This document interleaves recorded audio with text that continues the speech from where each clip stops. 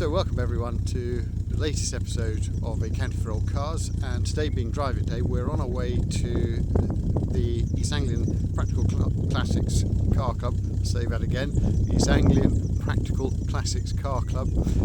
Put my teeth in, and we're hopefully going to drive from Stowmarket to Thorpe Abbotts Airfield on the Norfolk-Suffolk border, and then across to the coast to Southwold. As you can probably see, the weather is threatening all sorts of horrible stuff, but we've got the top down and we're going to defy the rain gods today. Anyway, you'll join me a little bit later in the car, and hopefully things will brighten up and we'll have a good drive.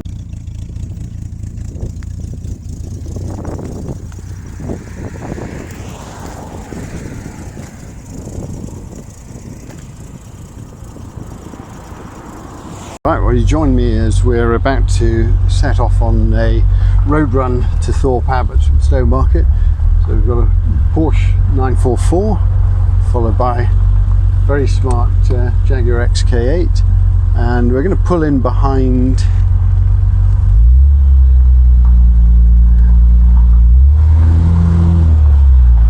this rather nice MGB.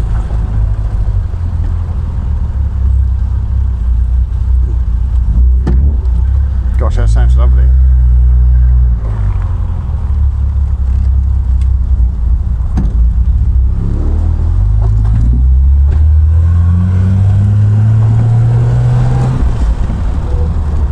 Just coming past a very nice Mk2 silver Wraith.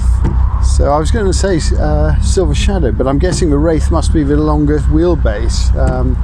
I need to look that up. Nice car.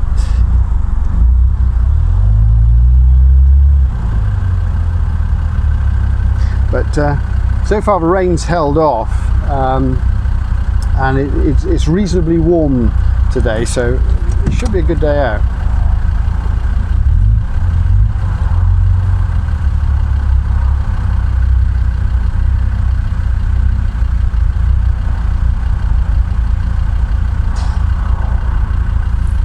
But green seems to be the order of the day. We've got a sort of an aqua green, British racing green, sage green.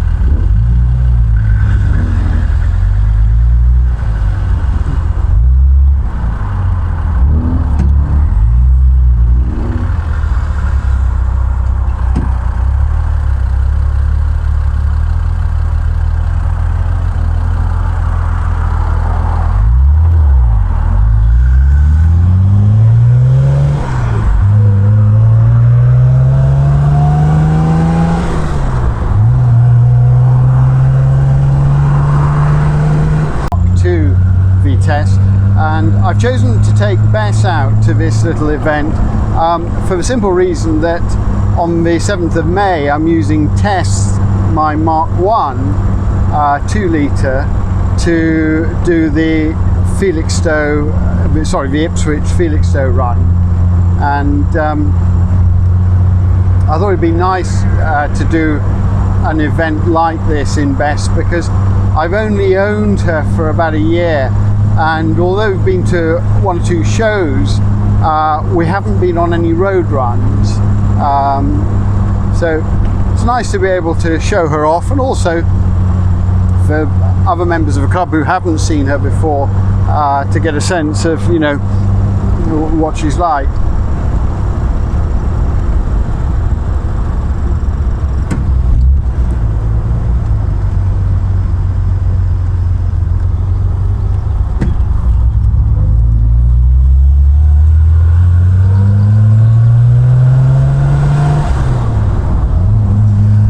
East Anglian Practical Classics Club, the EAPC if you Google it, has been around as a car club since the 1980s, and it's a really very Catholic club in the sense that it embraces everybody, and it doesn't really have a sort of a strict policy in terms of defining what classic cars are.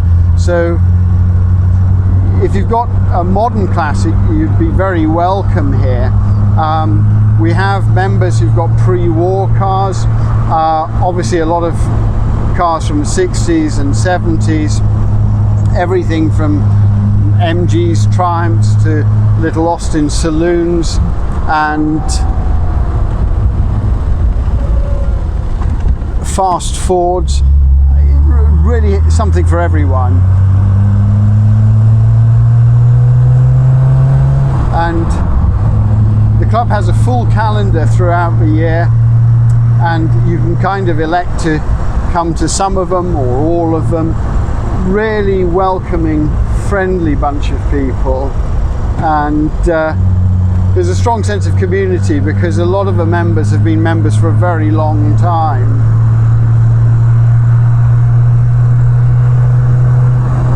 And it's a useful source of information. You know, if you have a problem with your car, there's always someone who has sort of had a similar experience, or someone who knows somebody who can fix it for you. Now, just ahead of us, we've got a little horse and trap, which not a common sight these days on Suffolk roads, but you're as likely to find them here as anywhere else. I tend to go a little bit quieter here because of the noisy exhaust, and there's a beagle running beside the horse and trap. Just wave to everybody. They're having a great day. I reckon they must be having as much fun as we are, if not more. But there you go. County for old cars and carriages.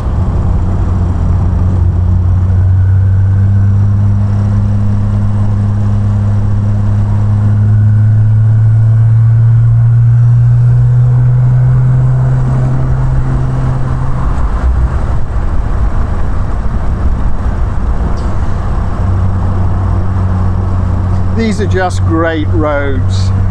As you can see, it's Sunday, 11:15, and we've got the roads to ourselves, really. It's just wonderful.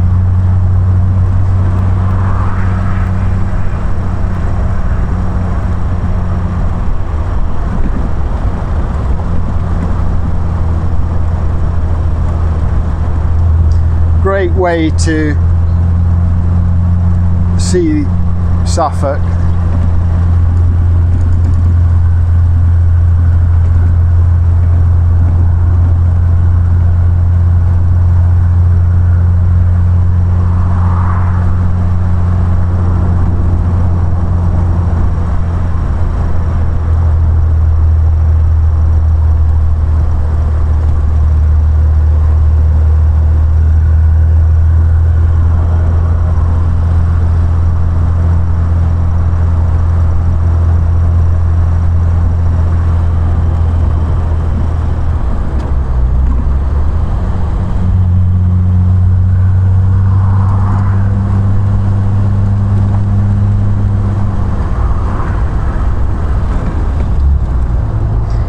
Now joining the A140, which it's mostly single carriageway from Ipswich to Norwich. There are sections of dual carriageway, but it's always had a reputation as being quite dangerous, and in the last few years there have been more and more 50-mile-an-hour limits imposed, double yellow lines, and traffic calming measures to make the road a bit safer. In the week, it's a very busy place, lots of lorries, again because it's the main conduit from Norwich to Ipswich.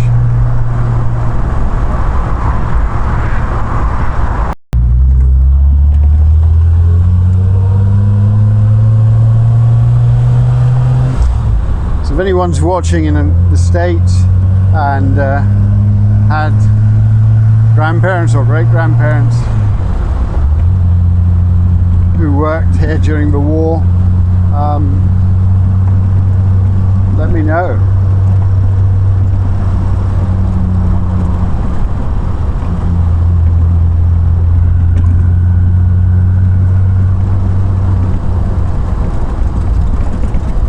this approach road gives you an idea of just how rurally located these airfields were, and you know, how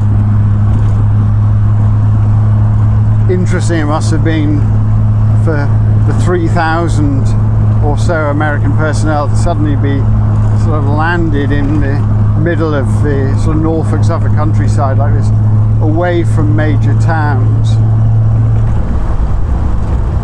And also what a contrast it must have been for the locals, you know, to suddenly have these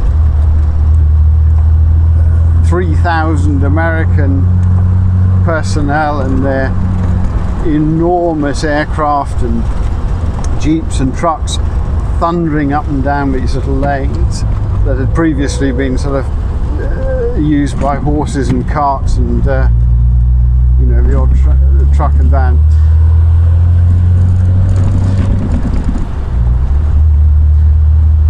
Just behind us is the most beautiful Vauxhall Viva HB GT, and it's sort of fire engine red, and just the most perfect example.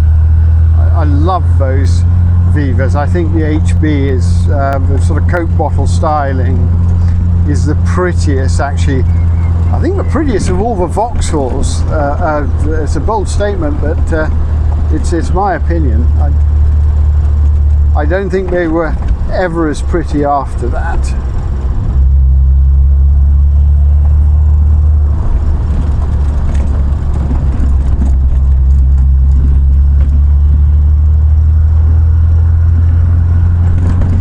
Hopefully we'll catch up with that and have a little walk around later so I can show you.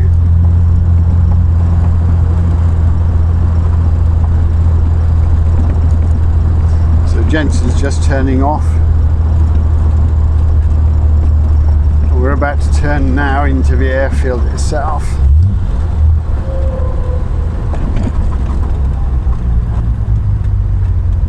And just note that the admission to this memorial museum is free.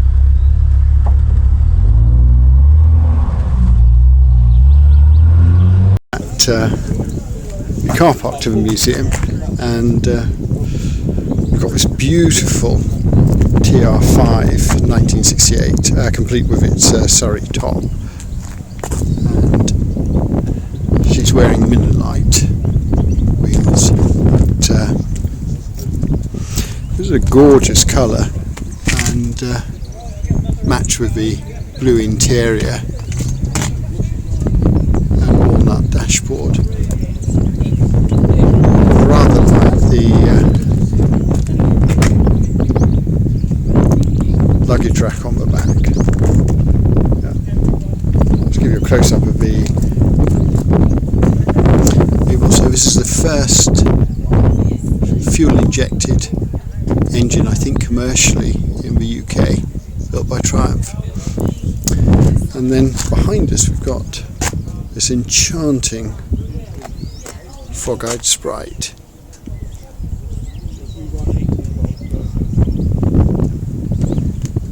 This one's obviously been to Goodwood. This wonderful simple dashboard.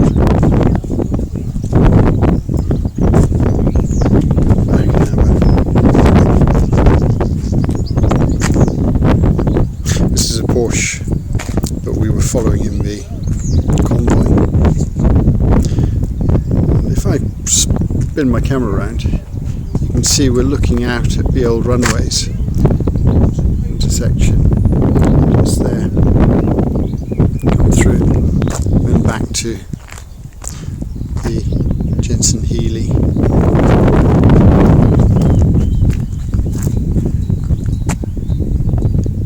This is lovely, great colour. Now, for those of you who've seen the film The Memphis Belle, we're sort of looking at the control tower where a number of scenes were shot in a similar control tower, where you have the officers standing on the balconies looking out over the airfield waiting for the bombers to return. And yeah.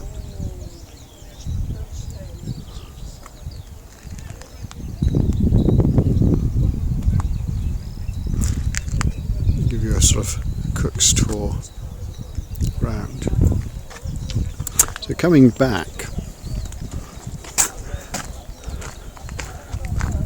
we've got the 4-litre Jaguar XK8 and delightful 1988 2CV, I guess one of the very last.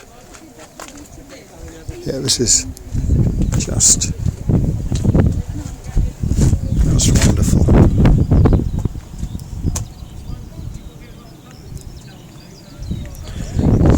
MGB GT. I always think these cars are so good looking.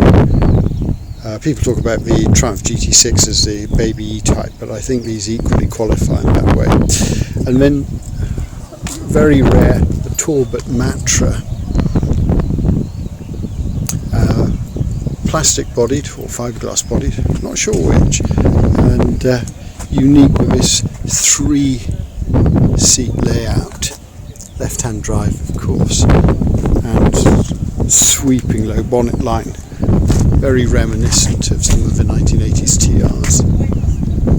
We have a Porsche 911 back here. Let's go back.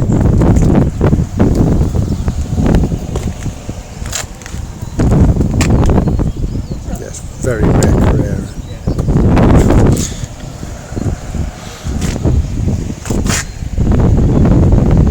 Piece of nose art.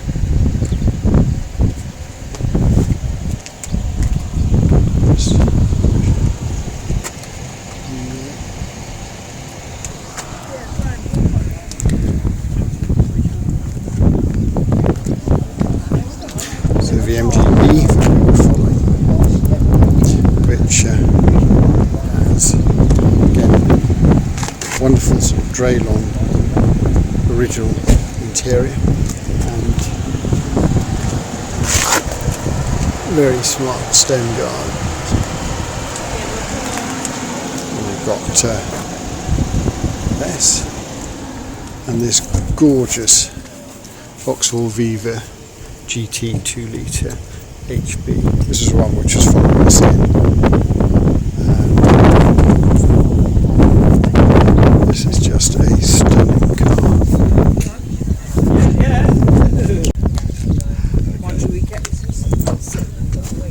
A Mini with heated windshield and full rally harnesses. So very early Austin 7 as they were badged. And then a 1990s Skoda Felicia. So one of the first of the Volkswagen group Skodas.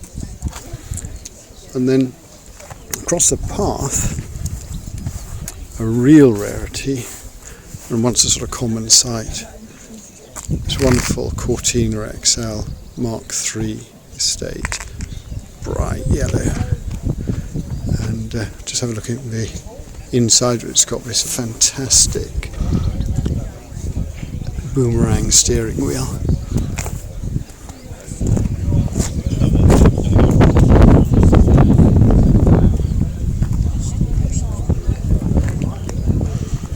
And next to that, the Capri.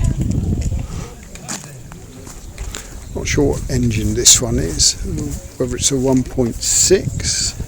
Have a little look, see if it tells us. Yeah, 1.6 LS.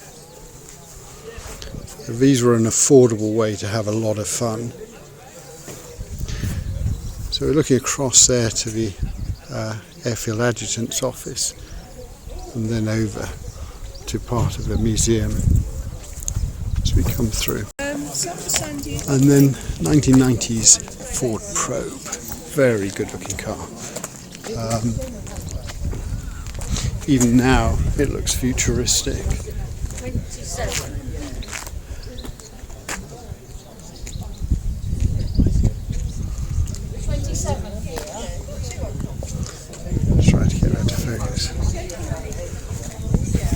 debumpered NGB. This would have been a rubber bumpered one from 1977. Like the colour there, and yes, it looks good without the bumpers. It's a sort of deep green metallic with Russell wheels.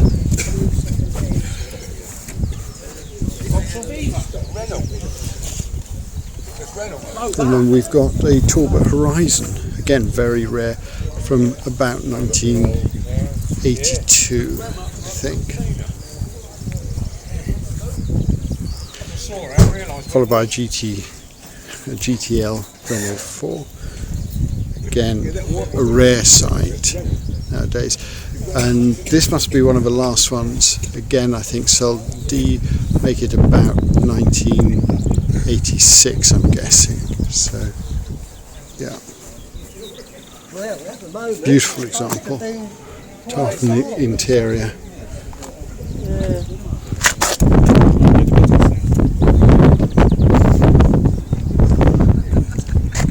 The Daimler 250. So this is again wonderful colour, beautiful chrome.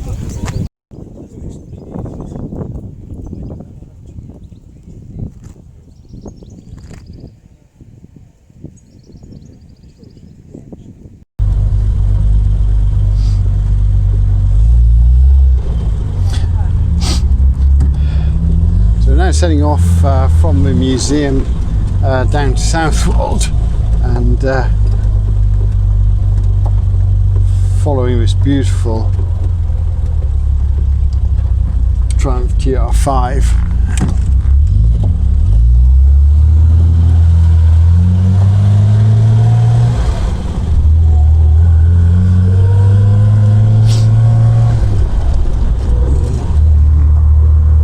So the road's a little bumpy here.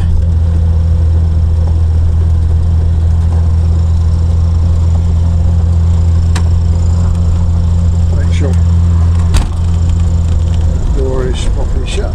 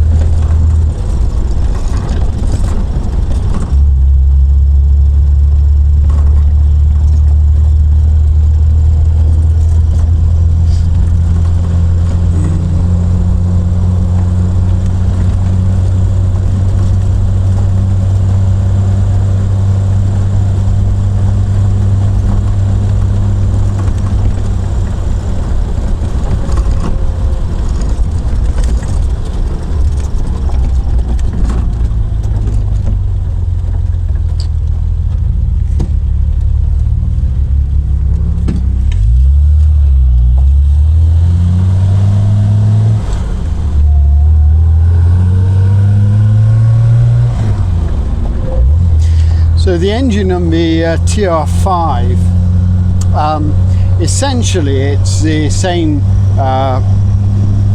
block, if you like, as the straight 6 2-litre that is in the Vitesses.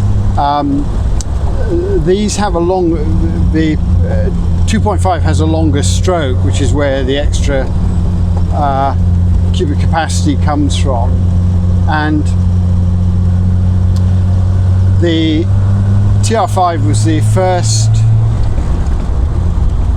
British production car, I think I'm right in saying that, to have fuel injection, and it was a Lucas mechanical fuel injection system, which when it worked was just fantastic, and gave those cars about 150 brake horsepower compared with the 105 brake horsepower that the Mk2 Vitesses had with their shorter stroke 2-litre and twin carburetor setup. The TR5 was relatively short-lived, so I think I'm right in saying they arrived in sort of 67, 68, and by 69 had been superseded by the Carman restyled TR6 but kept the same engine. But I think in America there was a problem with the emissions from the fuel injection system, and so the carburetted version, the TR250, denoting the 2.5 litre engine, was what the Americans received. And I suspect that the brake horsepower there was down to about 120 or 130, and it certainly seems as though the TR6, the version that was exported to the States, for the same reason had the carburetors rather than the fuel injection systems, and they too obviously had a lower brake horsepower.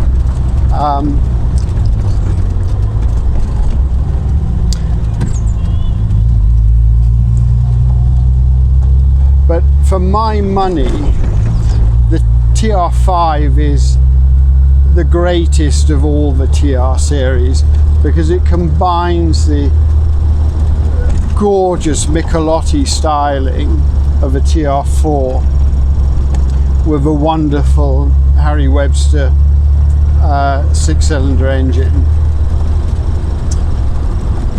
And of course they're incredibly rare. There were so few of made because their production run was sort of a kind of stopgap, you know, before the TR6 came along. So they are rare cars, and I think if I was going to have one, I would certainly have it in the colour John's is, because that Wedgwood blue was the colour of the Standard Triumph Works Rally team. Although they didn't rally the TR5, they did rally the TR4s in that colour, and obviously the 4 Vitesses that were rallied in the 62-63 season were also that colour. But I think it particularly suits the shape of the TR4s and 5s. Less so, I think, on the Vitesse, I have to say.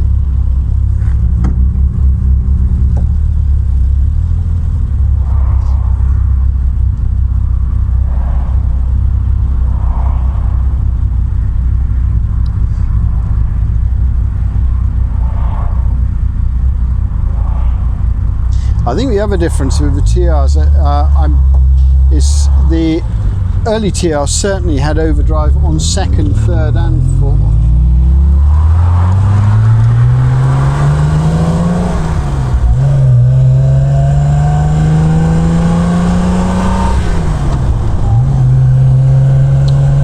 Whereas the Vitesses, the overdrive is on 3rd and 4th. But I just got a taster of the TR5 coming out of a junction, and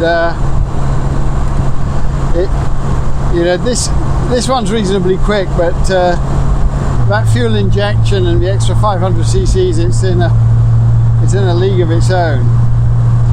I don't need the wipers just yet. I'm going to need them very shortly.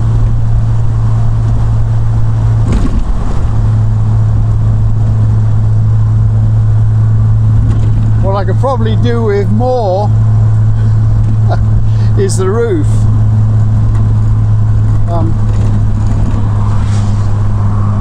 I don't know whether you're going to get rained on, but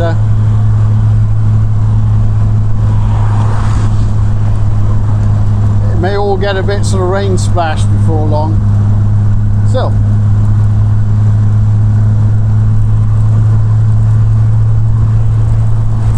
All car owners are made of hard stuff.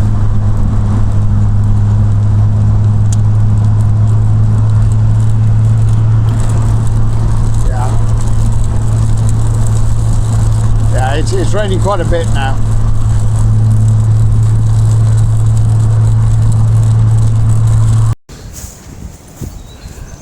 So here we are, finally having made it to Southwold.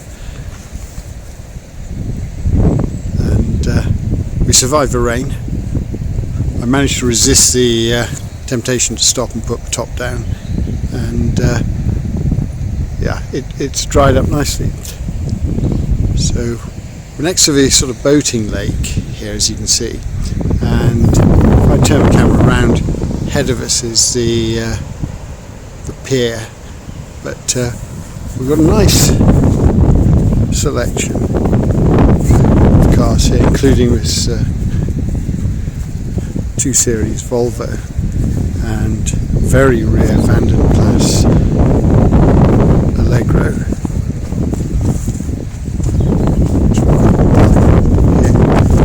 And at the far end. So anyway, I hope you enjoyed this video today.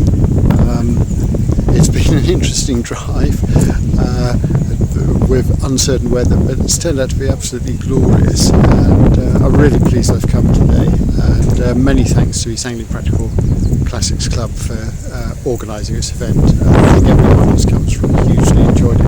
Hopefully you've had a chance to have a look at some interesting roads in Suffolk, and are encouraged to bring your own car out and enjoy the countryside and the roads in the way that we do. But look forward to seeing you in my next video. Take care.